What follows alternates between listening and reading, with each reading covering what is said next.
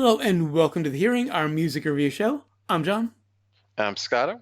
and on to this week's album, which is from 1981, Moving Pictures by Rush. This is our Neil Peart tribute. Um, just before we get started, this is gonna run along because Neil Peart, not only one of my favorite musicians, my biggest influence as a poet. Just a quick shameless plug: JHM_poetry on Instagram. Um, Big influence on me as a poet. And I've recently switched to percussion after like 35, almost 35 years as a string player. Really? Back in December, I switched to percussion. And Oh so wow. my appreciation for Neil has gotten has even grown dramatically from that. So I'm going to be talking a lot this week. But without, further ado, on to the introduction. Rush was a Canadian progressive rock band formed in Toronto, Ontario in 1968. Incidentally, a year before Zeppelin won, so Geddy's sky-high vocals were not a plant impression. He's always done that. I've heard early recordings. I'm also a big Rush fan. So for most of their career, the band consisted of Geddy Lee on vocals, bass, and keyboards, Alex Lifeson on guitar, and Neil Peart on drums and percussion. Peart replaced original drummer John Rutsey in 1974 following the release of their self-titled debut album. Neil didn't play on the first album. Rush was best known for their constantly evolving sound, Peart's articulate lyrics, which often referenced philosophy and literature, and a few songs from their eighth studio album, Moving Pictures, this week's album. The album was released on February 12th, 1981 on Anthem Records, produced by Rush and Terry Brown, and features the aforementioned lineup of Geddy Lee, Alex Lifeson, and Neil Peart, as well as Hugh Syme, who played synthesizers on Witch Hunt, and is also notable for creating all of their cover art from their third album, 1978's Curse of Steel, through their final album, 2012's Clockwork Angel. It's all Hugh Syme's artwork. Definitely, I would recommend if you've never seen their album covers, check them out. Hugh Syme is an incredible artist. Yeah. Reminder, I don't now onto the songs. Reminder, I don't edit any songs into our episodes for copyright reasons, but down in the descriptions and on our blog at johnandscotto.com, you'll find links to find them on Spotify and YouTube to find the full album, in case you want to listen along. This is my favorite period of their music, which might sound odd because this is kind of their new wave period. Yeah. They actually started off as a straight up blues rock band. Neil came in and then they went like classic 70s prog, super self-indulgent. Like you can hear like an influence of like the Police Oh yeah, we'll and the get to the Police Cars on influence. them. Yeah, I think in this at this point. I think we'll probably have the same pick for weakest, but we'll get to that. But basically, what they've said is at this point they were still young enough, early 30s, to want to be current. Yeah. So they changed their sound to what was current and did their version of it. Side note, every use of the word favorite in my notes is spelled with a U. And starting off with Tom Sawyer, probably their best known song. I think you should hear the phrase "Please rise for the Canadian national anthem" before this song begins. Or it's time to make the donuts. Yeah. The lyrics of this one were co-written by Neil and Pi Dubois.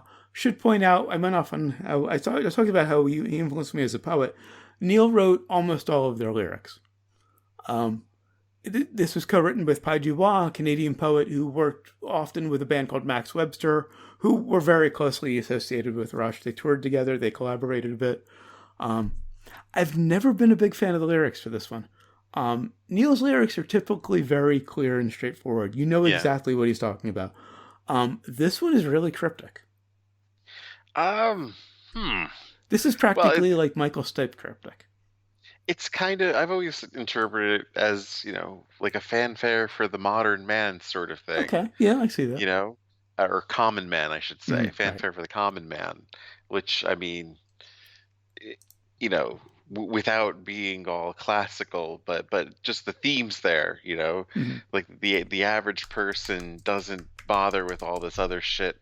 They're just going about their lives, Right. and you could learn a lot from them. Hmm. which, I mean, I don't know if it's necessarily true. yeah, But I mean, saying using them as a Tom Sawyer, they're still it's still the common man. and they're it's not just that he's a common man, but he, you know, was it openly discontent, Yeah, yeah. Um, looking to always, change always, things. he's always hopeful yet discontent. Those changes aren't permanent, but changes. Yeah. Um, the opening drum groove. You mentioned "Time to Make the Donuts." That's a You're song by younger. by a rap group called Young Black Teenagers that Oh, samples Tom Sawyer. yeah. You want to tell that story? I don't know. We need to tell that story. It's I don't know. I guess we've never told that story I on don't think the air. so. Maybe on the old TAS days. Um, back when we were doing college radio, there was a DJ on the station named Chuck, who was a huge Rush fan. He's actually the one who got me into Rush. Oh wow. Um, before this, the reason Neil is I should go explain this a bit. I first heard them in '85 with their album Power Windows. Yeah. Still one of my absolute favorites. I'll spare you quoting lyrics that aren't on this album because I'm going to quote a bit on this album. Um, Still love that album. That was the first one I heard. That's when Neil started influencing me. But I wasn't. It didn't get me to be a huge fan. I didn't buy anything after that until I got to OCC, met Chuck. And one day, I forget who was actually DJing, but we were in the station together, and he suggested playing the song "The Pass" from Presto. Okay. And let's just say it literally saved my life.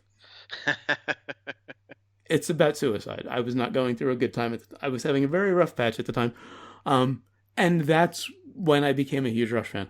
Um, but one day, well, And I anyway, thought there's you were this. just being metaphorical. It saved my life. No, it Quite saved your literally. life. Um, Wow. so anyway, one day we're in the station, and there's this song, "Time to Make the Donuts" by Young Black Teenagers that samples Tom Sawyer. I I think it was Liam that found it, right? Because I wouldn't Quite have found possibly, it. yeah, yeah, probably. I mean, I was always up for good covers. Right. It still am. Mm-hmm. Playlist of Unoriginality. Find me on Spotify.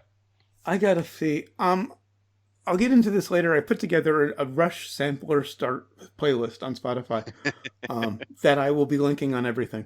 Um, it's their best album in my opinion from each of their versions, each a variation of their sound. I got to put feedback on there. Their cover album. They did a whole album of covers. Um, Oh wow. yeah, I think you need to include some of that, or at least one from Yeah. that to the playlist. Um, anyway, I'll get to that later. So there's this song, "Time to Make the Donuts," samples Tom Sawyer.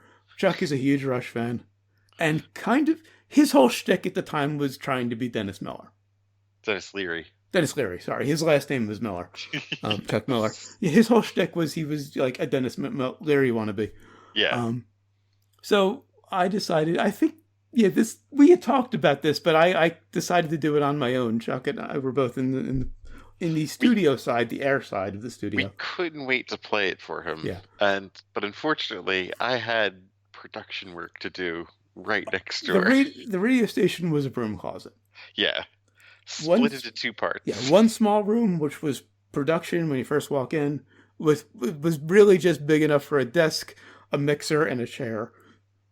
And then you go through a sliding door, and there's the air studio, which is a little bit bigger. Two chairs, you can fit a couple of other chairs in there. There's a big cabinet, yada yada. So Chuck and I are in the air studio. And I decide I'm gonna play him "Time to Make the Donuts" on air while he's doing a show while he's on air. I Um, think I seem to remember even asking you guys like a couple times, like, man, I gotta like yeah. I've almost got this thing done. I've gone through so many like takes on it and doing so many things Mhm. and splicing it and whatnot. Yeah, Scott's in the production studio working on something that's not cooperating. Hair's just going gray. I mean, losing all color, I think, from that alone. So I decide let's check this out song out. Chuck, they sampled Tom Sawyer. He hears a rap song over Tom Sawyer and just loses his shit. It just completely destroys whatever I had been working on for the Yeah. past like half hour. At You least basically kicked the door down Macduff style. I went complete Ren Hoek. Mhm. I So this believe the you just yelled, 90s. "Shut the fuck up," or something of that nature. I think I started strangling him actually. Yeah, there was actually a physical attempted Yes, physical assault. yes. I'm going to kill you. Getting back to Tom Sawyer, Yes. that opening drum groove had to have been an influence on hip hop. I know hip hop predates '81, but it had to have had some influence. Or Well, maybe it was the other way around, knowing Neil. I mean, he listened to everything. right. And hip hop was just about taking, whatever they could get their hands Yeah, on yeah. and loop and And it's it's this just classic backbeat that's perfect to rap over. I'm it's surprised amazing it it took wasn't till the done before 90s. that. Hmm? It's amazing Yeah, somebody didn't do that right. before that. It took them that long to get to Tom Sawyer. Hmm. And the bass part is just iconic. It's almost the Stairway to Heaven of bass. Yeah. There's that old joke, don't play Stairway to Heaven in a music store. Playing Tom Sawyer on bass in a music store is kind of on that level. Everyone does it. I've done it many times, I'll admit that. Um, I love how the keyboard part in the middle kind of morphs into a bass and fits in behind the solo. Um, and how Neil just messes with the timing a bit very suddenly during the solo. Now, the keyboards for this time, Mm-hmm. that's kind of dated at this point. I mean, if you think about it, this is 81, Mm-hmm. and like it's practically the same keyboards like Pink Floyd used in like 77 on like Animals and I wouldn't say it's dated though. by this point, yeah, definitely. I mean, there were prog bands using that stuff, Mm, for a while at yeah. that point. But this also wasn't the first time Rush used keyboards. They were using keyboards in the '70s. Yeah, yeah. So Of yeah, course. I mean, 2112. yeah, quite a bit on the next album, Farewell to Kings.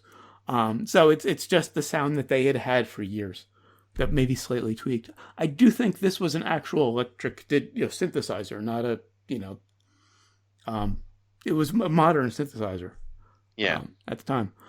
Um, Also loved the way Getty goes down an octave on the last word, onto the friction of the day. The word day is down an octave. I didn't even know he said it until like a few years ago. I just thought it was friction of the, and he stopped. I noticed within the last 5 years that he actually says day just deeper. Hmm. I Um, wonder what the reason for that was. it sounded good at the time, probably. That's the reason Okay. for a lot of musical decisions. Um, and I love just the great timing fluctuations during the outro. Neil just kind of has fun, just kind of messing with the groove a bit. On to track 2, Red Barchetta. This was inspired by the short story A Nice Morning Drive by Richard Foster, which was published in the November '73 issue of Road and Track magazine. And in the automotive industry, a barchetta, which is the correct pronunciation, Okay. is a two-seat car without any kind of roof. So it's not a specific model; it's a general term for kind of Oh, all car. right. All right, that makes sense.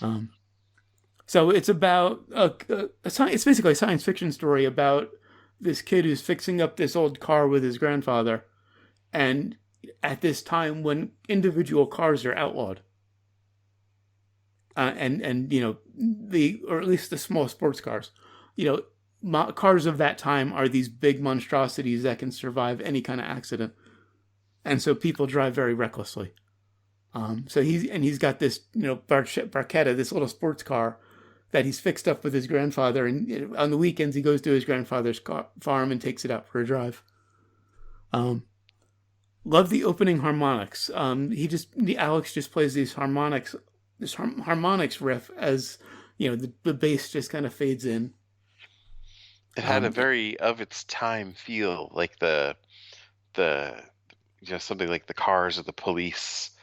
You could see them playing. Well, they wanted to be current. Yeah. That was the whole point of they changed their sound to be current.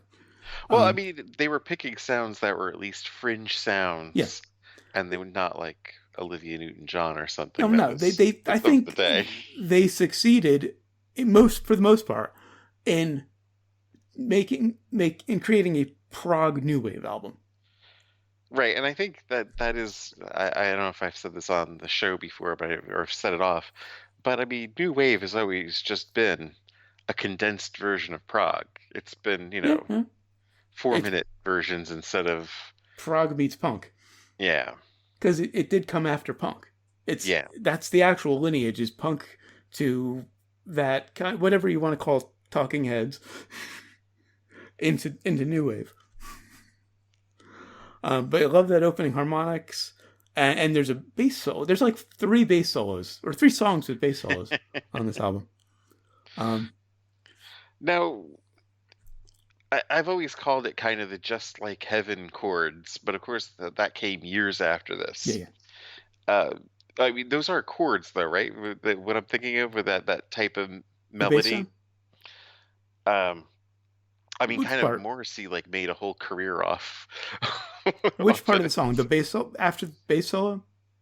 I I would guess the general melody that he's using. Oh, yeah, the way he's just kind of playing one note of a chord at a time. Yeah, it's Yeah. called an arpeggio. Very common thing. It's a thing in music. Um, that everybody does I've them. heard arpeggio mentioned. I don't think I've ever known It's what it when you was though. play one note of a chord at a time instead of playing them all at once. All right, all right. Especially on guitar, it's a very common thing. But yeah, those are chords.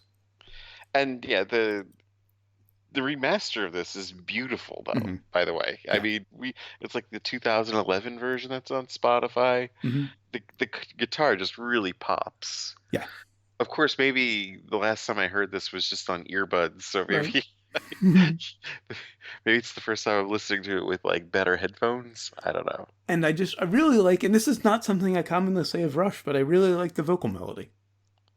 Yeah. Oh yeah. Um, and there's some brilliant timing changes. This is not a typical verse chorus structure.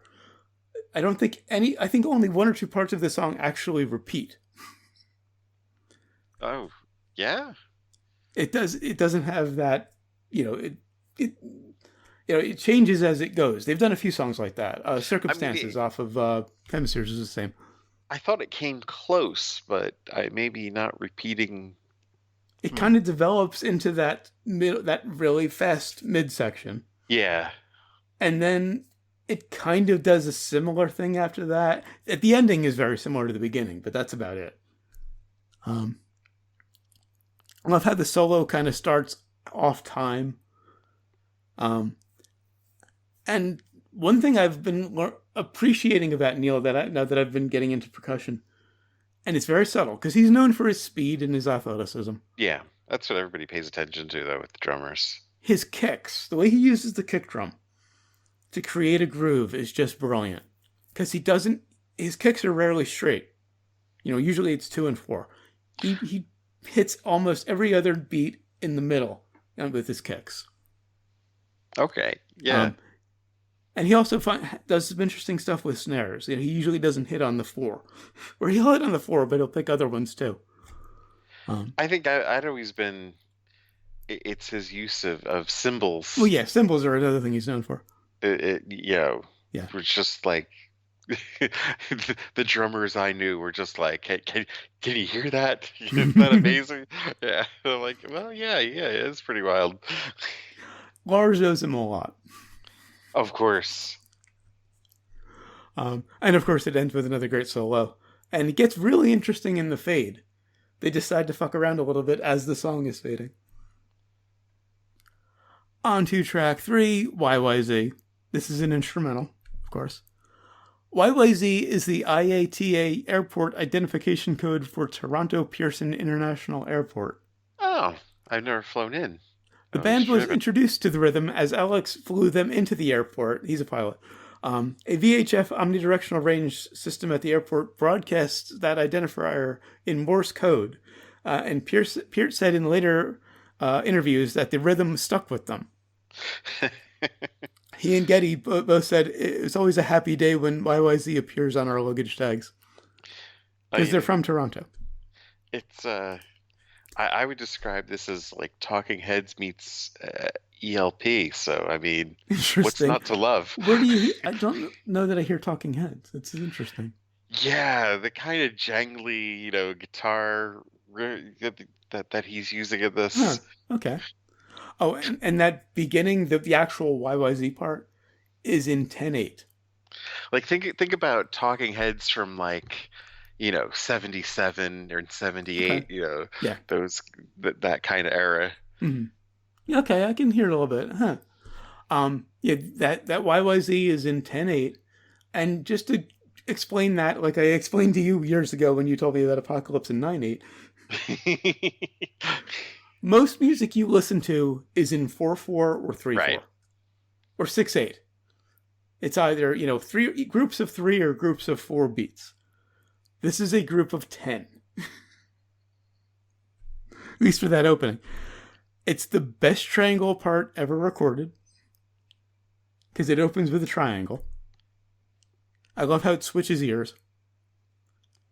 And I've always been amazed by the free time section after that. Just the guitar and bass and drums all play this free time melody. Yeah. And by free time, I mean it doesn't have a set rhythm. It must have taken forever for them to sync up on that because they play in perfect unison.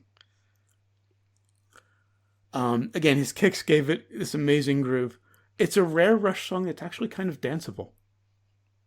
Like you can dance to that main riff.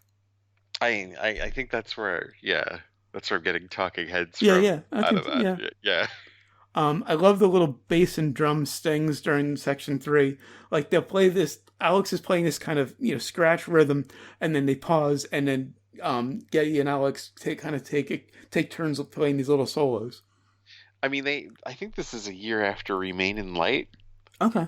which I mean, is a brilliant fucking Talking Heads album.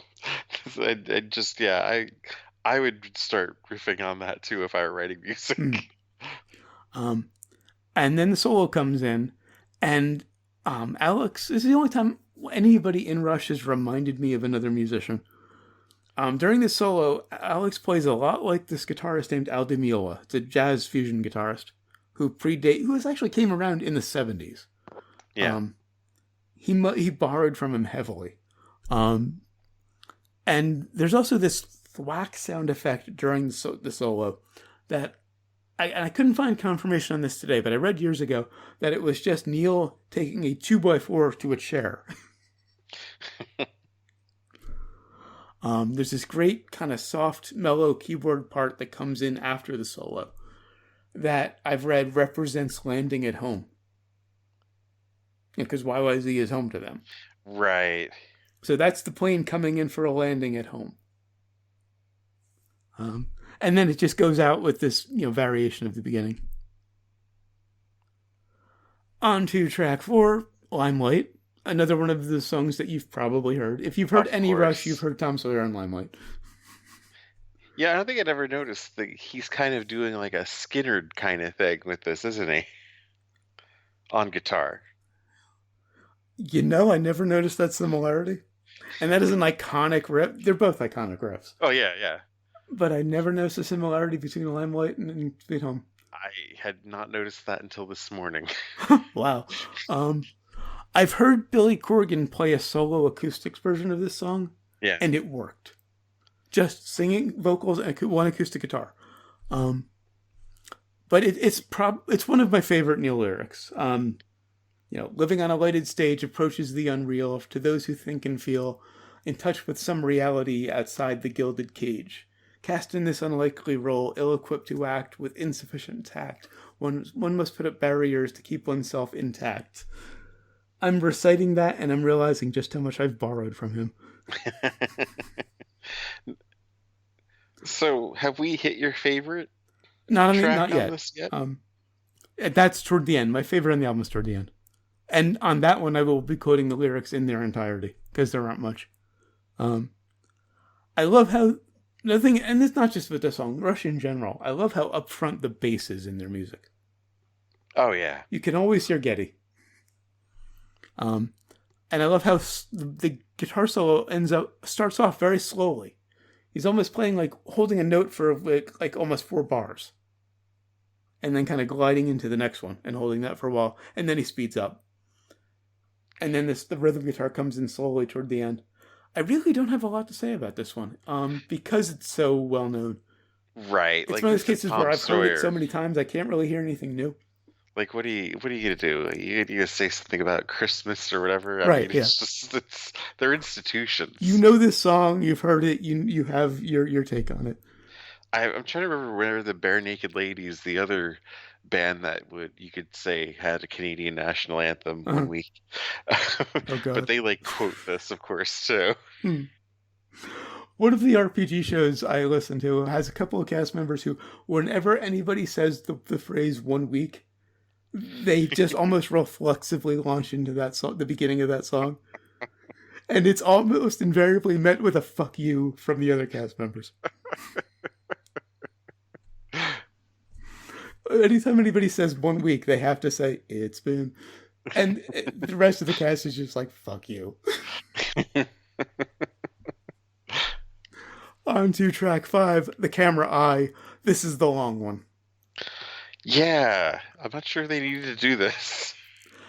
On the previous album, Permanent Waves, which was really the transition from their proggy stuff to the new wave stuff, there's 2 long songs. Yeah, Now they're narrowing it down to 1. After this, there are no more long songs. yeah. This Um, this this might be my pick for weakest, actually. Interesting. Not what I expected for your pick for weakest. I Huh. mean, the intro, The intro it, goes on a bit. it's a straight up knockoff of ELP. I mean, there's like being influenced and quoting and riffing like they've done earlier with other things and combining things, but those keyboards are Carnival 9. Yeah, I hear it. Like tone, notes, Yeah, everything. There's especially like, when they come in with that droning part. Yeah, I do hear Carnival in there. Um, I do like it once the guitar and bass come in. Once the band actually comes in and it gets a groove. I do like that. Um, and I think the bulk of the song, they're kind of just bringing back Limelight and Tom Sawyer, kind of like a different take of it, you know? I think if they'd cut this down into a normal song, like like a 5 minute song, mhm. this probably would have been another kick-ass song on the album. I like it once they get to the main groove and the Yeah, lyrics. yeah, that Love yeah, love the rhythm there. I love the lyrics. It's one verse about New York, one verse about London. It's set up. It's broken up into 2 sections, one for each. Um, it's kind of subtly proggy at that point, yeah. because it is in an odd meter. It's probably Getty's best vocal on the album. And then between the verses, they just restate most of the intro, Right. which again is kind of the boring, self-indulgent part for me. I loved in the second verse, afterwards, the two kind of quiet British voices. One says hello, one says morning gov, after the verse about London. But yeah, I think it'd make a kick-ass 5 minute Mhm. song. Yeah. Loved the bass and the drums during the guitar solo. Alex is the one who I'm not really into. I Oh have yeah? to admit. Brilliant player. Technically amazing. But he just never kind of excited me. He was just kind of there.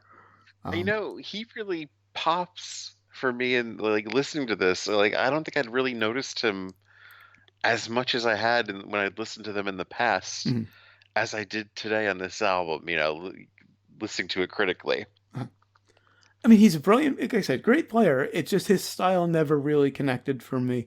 It was always been about Getty and Neil, because I do play bass and I'm a poet, so then Neil has been a huge influence there. So, it's always been more about that, and I've always loved drums.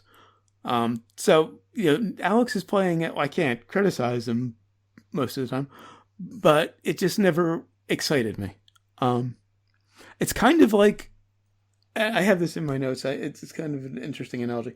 It's kind of like the people who don't care about the icing on a cake. They want the cake. They don't really care about the icing. It's there. I'm It's fine, but it's whatever.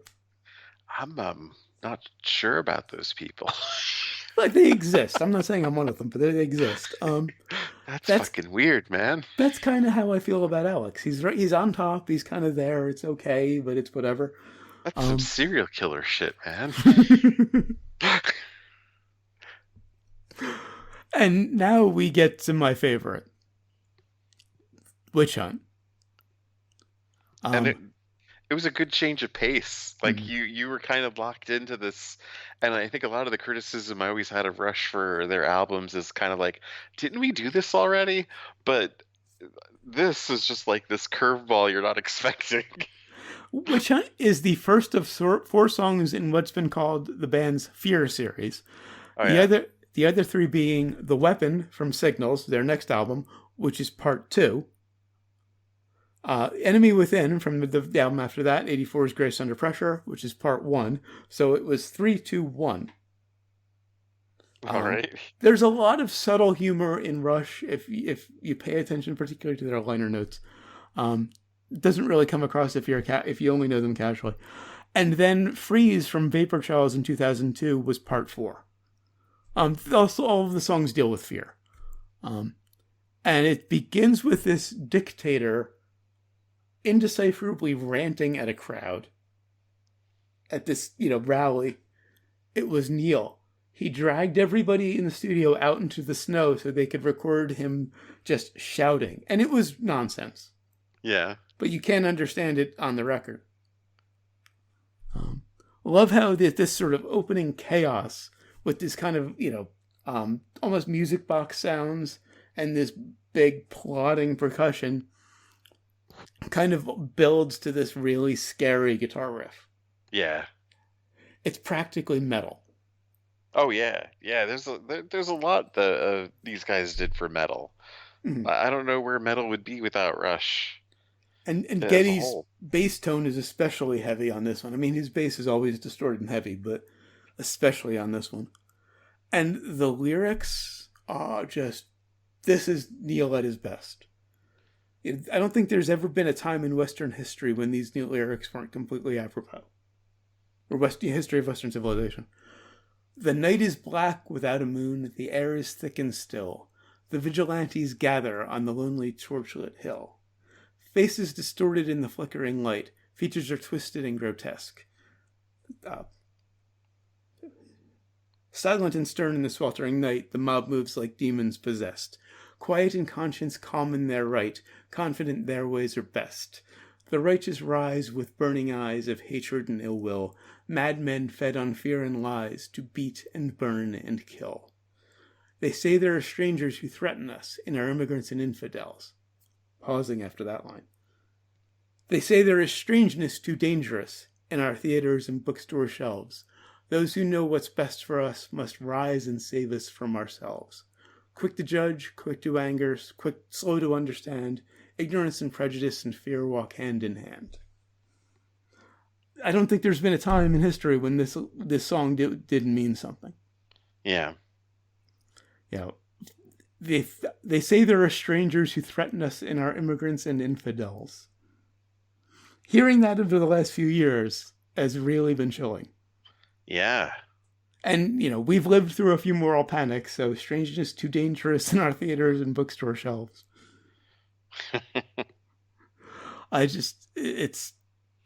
It's direct and it's clear and it just speaks volumes about humanity. Also, I gotta shout out the cowbell. And yes, there's a million SNL jokes here. But after that opening couplet, a cowbell comes in through the rest of the song that's just piercing. And it's exactly how you should use a cowbell. That's true. And the keyboard somehow makes it heavier. I don't know how that works, but it does. And this is the one Hugh Syme played on. Loved the groove in verse 2. Another great use of bass pedal of the kick drum. Yes, I say kick drum. I studied audio engineering. Come at me, drummers. And I just noticed the doubled vocal on Must Rise and Save Us From Ourselves. I don't know how many years I've known this song. I've never caught that the vocal is doubled there. Oh. And of course it ends with another great bass solo. But this is one of those songs that the lyrics are just, this is one of those reasons I adore Neil as a poet. Not just a drummer. And finally, on to track 7, Vital Signs. This is my pick for weakest. I mean, it does its thing. I mean, it's fun. I like it, but it's the weakest song for me. Basically, what happened is Neil heard the police, was impressed by Stuart Copeland, and wanted to try reggae. I was thinking more of the Cars, but yeah, maybe it is the Police. Oh, it's totally an attempt at reggae. The lyrics are kind of nonsense. They don't really say anything, which again is rare for Neil. It reminds me of New World Man from their next album, Signals. If you heard typing earlier in the episode, I had to look this up real quick. New World Man was originally called Project 342 because they had 3 minutes and 42 seconds on the tape that they needed to fill. Otherwise, the album would have been hard to master. Oh, So they set out to write a 3 minute and 42-second song. Ended up with New World Man. Again, kind of fun, not really substantial. I get the feeling this was one of those situations where they just wanted one more song and Neil wanted to try reggae, so they kind of threw something together. I kind of also get a very Who vibe from this too. Like he was really trying to do some Keith Moon. Interesting, because early on, The Who was probably their biggest influence. And, Like early Rush, they were trying to be The Who and Cream. and his lyrics are very. I mean, you could see how they You would get that you from cut out him. for a minute there after you said The Who. Oh, Yeah, I don't know. Would say that again? well, you could see how like Townsend and his lyrics how you'd be, influenced by them. The two seem very like-minded in a way. Really, I've never paid that much attention to Townsend's lyrics. Well, I um, mean, Townsend was always, thinking about like he's a guy that pretty much thought of the internet before he like did a concept album where there was like a web of computers or oh, okay. something like that. Didn't know about that. It was like the mid 70s or late 70s. So Hmm. he was always ahead of the curve and Okay. just Hmm. um, Huh. I mean, I wouldn't be surprised. I mean, the band in general was very influenced by The Who and Cream. yeah, I know Moon was one of Neil's big influences. yeah, definitely. Um, like I said, I still think it's a fun song. But even when that groove comes in the first verse, when everything kind of locks in, it just doesn't quite sound right. Now, a lot of the stories I hear um, about Peart was he was really trying to get like the Buddy Rich tribute Oh together. yeah, Buddy Rich was his god practically.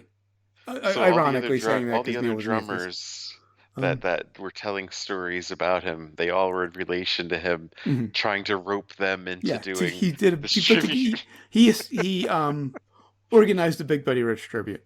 Um, and yeah, Buddy Rich was his big influence, but Moon was a big influence on him too. Um, and I mean, it's a fun song. It's my favorite drummer impersonating my second favorite drummer, and second by a very close second. So that's fun. Oh, really? Um, Bonham doesn't rank in Bonham's there, huh? great, but Moon's great. Ginger Baker's great. There's a lot of great Yeah. drummers, but my absolute favorites, especially now that I'm working on percussion, are Neil and Stu Copeland. Stu Copeland. I mean, I went off on him about him when Yeah, we reviewed yeah. Outlandist Tomorrow. I adore him. Neil is the only one who tops him for me. Um, quick side story. In the days after Neil's passing, of course, everybody was talking about how amazing and influential he is, Yeah. or was. I only saw one person criticize him. Very minor criticism from Carl Palmer. Yeah, there was some confusion about that, or whether he was really meant as a criticism or And all he said was that Neil wasn't the most original drummer. Normally, those would be fighting words, but I can think of two people alive who can get away with that: yeah, he is one of them. Palmer and Bruford. Oh yeah, I forgot about Bruford. My God. Palmer and Bruford are the only two people I can think of who can get away in my mind with shit talking Neil. And we do this. I don't know if you heard of the passing of William Riefkin. Briefly, I'm not familiar with him now. Like, well, he was like a drummer for a lot of the Al Jurgensen Oh, okay. bands, Yeah, I heard about that today. and I mean, he also played with like King Crimson Yeah, yeah. and like Was it part? REM No, and. It wasn't a double trio. It was one of the later periods, I guess. Yeah, yeah, definitely. Uh-huh. Sabbath. I mean, Uh-huh. he made the rounds. Uh-huh. He was definitely like the Right. studio drummer, Mm-hmm. session guy. So it's interesting that we do this like a couple days after his Yeah. passing. Just real quick, love the drum fills. The bass solo at the end is probably my favorite one on the album. Love the groove at the end. Um, just a quick mention because I haven't talked about this. Neil was also an author, wrote a number of travel books. He was an avid motorcyclist and bicyclist. In fact, that's what he would do to fight boredom on the road. He would take a bike or a motorcycle. Um, in '97, his daughter Selena died in a car accident coming home from college. Less Wow. than a year later, 10 months later, his wife Jackie died of cancer. He then, at Selena's funeral, he told Alex and Getty to consider him retired. Right. That it was kind of confusing as to After his how, daughter's death, he said, consider him be retired. 10 yeah. months later, his wife dies. He then went on this cross continental motorcycle trip and seems like a bit of a bender. Um, he wrote a book about it called Ghost Rider Travels on the Healing Road. Absolutely highly recommend this book. Um, he writes about finding out that his daughter passed away. He was at home with his wife. I felt uncomfortable reading that scene. It was so well written. I felt like I was intruding. Um, but he went on his cross-continental motorcycle trip, and sounds like a bit of a bender. He name checks McAllen quite a bit. Um, not references, but alludes to a couple of other substances. Can't blame him. But again, I have to recommend that book particularly, and his all of his books. Everything he did was amazing. Also, as I mentioned in the description, excuse me, in the description for this, and on our blog and on our socials, I will be well, no, not really on our socials, just in reference to this episode on the blog and on YouTube, the Rush Sampler playlist. It's one album or my favorite album from each era of their career. And it's about half of their albums. So if you really want to get acquainted with them, you can go through that. It cuts out the kind of parts. I had to pick one between Presto and Roll the Bones, their unfortunate AOR period. Yeah. There are still some great songs from that period. I went with Presto. That's it for Moving Pictures. Actually, I didn't clear this with you, but I picked the next album. Oh. Until next time, and we'll be reviewing. Well, wait a minute. I meant to mention if I forgot. Would you recommend this album, John? Oh, shit. How did I forget that part? I didn't have that in my notes. It's been like 4 months, people. This is a tough read. I'm not really sure. You've been very ambiguous. Obviously, I recommend everything Rush ever did, except for possibly Roll the Bones and their first album. And maybe not the last two. What about you? I would definitely recommend this. Yeah. All right. Again, that's it for Moving Pictures. I forgot to ask you about this ahead of time, but I picked an album to do next week because I actually set it up for about a month or two ahead. We'll talk about that after. The Polka King's Greatest Hits or something. Next week we'll be reviewing The Principle of Moments by Robert Plant. Oh, wow. Because I think it's another one that mixes prog and new wave kind of interestingly. What year is that from? 83, a couple years after. Okay. And Phil Collins plays drums on all but one track. Yeah. Well, you know this. Okay. I think it just pairs well with Moving Pictures. So until then, of course, always remember, never forget, wherever you go in life, there you are. There you are.